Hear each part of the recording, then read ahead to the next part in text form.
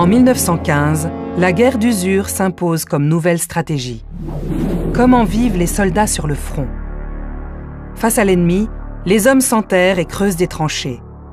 Elles sont construites la plupart du temps sur 4 lignes et sont disposées en zigzag pour gêner les tirs d'artillerie adverses.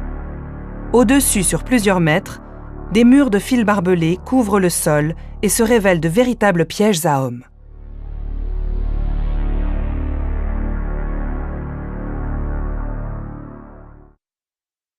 Les soldats, les poilus comme on les appelle, sont en général assez mal nourris. Mauvais pain, mauvais biscuits, mauvais vin composent le repas du soldat lorsqu'il n'est pas au combat. Pour améliorer l'ordinaire, certains organisent un marché parallèle avec des paysans ou des commerçants de la région.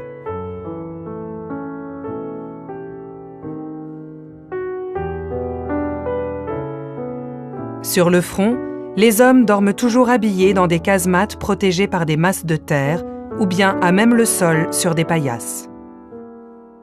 Mais les tirs réguliers d'artillerie empêchent souvent de trouver le sommeil.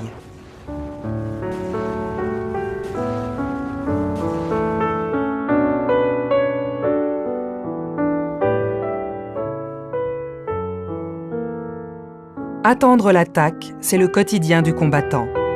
Alors, pour tromper la peur d'une mort à venir, les soldats se distraient comme ils peuvent.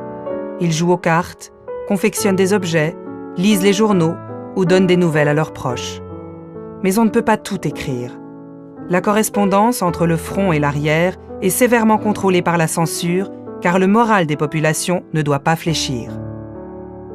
Et pour ceux qui n'ont pas de famille, on crée les marraines de guerre qui correspondent avec un ou plusieurs soldats.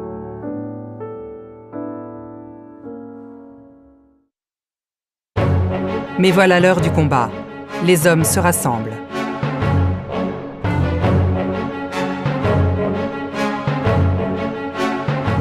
Certains craignent des attaques de gaz.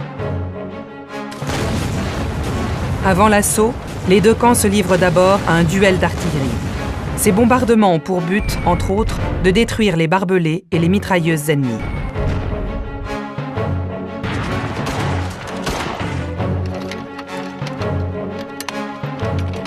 Après quelques heures, l'officier donne l'ordre d'attaquer. À l'assaut! Les combattants, courageusement, s'extirpent de la tranchée. Mais certains, paralysés par la peur, refusent de sortir.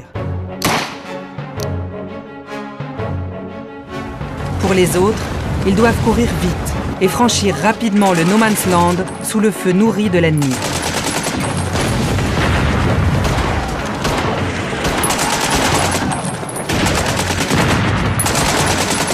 Les survivants pénètrent dans les tranchées adverses. Les combats se font alors au corps à corps et sont d'une violente férocité.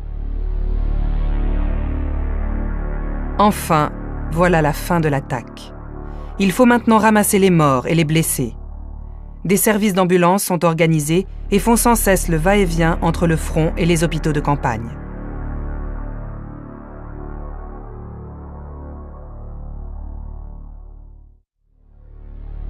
Après les combats, certains partent en permission.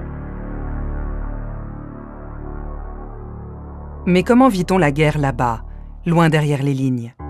À l'arrière, beaucoup de choses ont changé, et en particulier les mentalités. En ville, la main-d'œuvre est insuffisante, les femmes remplacent les hommes presque partout. Dans les usines, aux commandes des tramways, et même sur les toits des immeubles pour nettoyer les cheminées. L'économie tout entière se concentre sur la fabrication d'armes destructives. C'est la guerre totale. À la campagne aussi, les femmes remplacent les hommes et dirigent les exploitations agricoles. À l'arrière, l'horreur des combats est mal connue.